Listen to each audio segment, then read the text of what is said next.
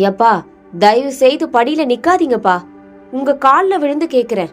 மகனை பறிகொடுத்த ஒரு தந்தையின் வழியால் வந்த வார்த்தைகள் இது.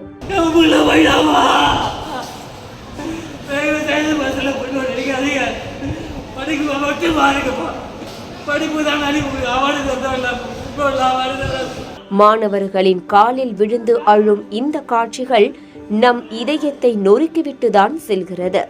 கண்கலங்க வைக்கும் சம்பவம் அரங்கேறியது கடலூரில்தான். என்ன நடந்தது அந்த மாணவனுக்கு பார்க்கலாம். கடலூர் மஞ்சக்குப்பத்தில் செயல்பட்டு வரும் தனியார் பள்ளியில் 11ஆம் வகுப்பு படித்து வந்த மாணவன்தான் கைலாஷ்.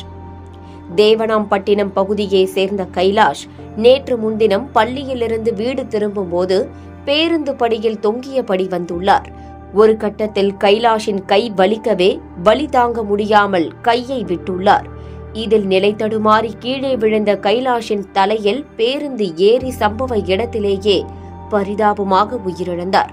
பல கனவுகளுடன் பள்ளிக்கு சென்ற மாணவன் மாலையில் சடலமாக வீட்டுக்கு வந்த சம்பவம் கைலாஷின் ஒட்டுமொத்த குடும்பத்தையும் நொறுங்கதான் செய்தது. இந்நிலையில்தான் இந்த சம்பவம் இனி நடக்கக்கூடாது என்ற நோக்கில் போக்குவரத்து போலீசாரும் சட்டம் ஒழுங்கு காவல்துறையினரும் இணைந்து சம்பந்தப்பட்ட தனியார் பள்ளிக்கு சென்று மாணவர்களிடம் விழிப்புணர்வை ஏற்படுத்தினர்.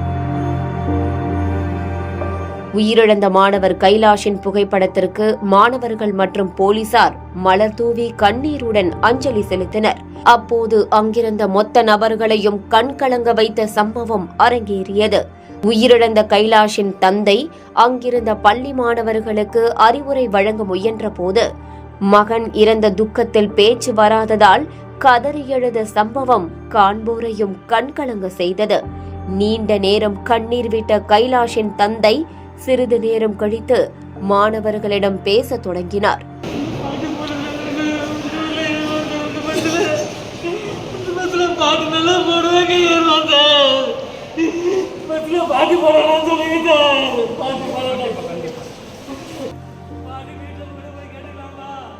பேருந்தில் போகும்போது பார்த்து போங்கப்பா, தயவு செய்து படியில தொங்காதீங்கப்பா என மாணவர்களின் காலில் கதறி எழுதார்.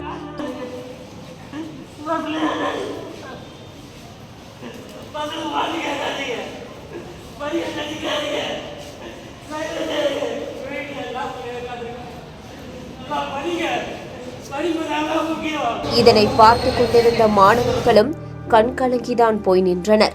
இந்த காட்சிகள் அங்கிருந்த ஒட்டுமொத்த மக்களின் இதயத்தையும் நொறுக்கிதான் சென்றது.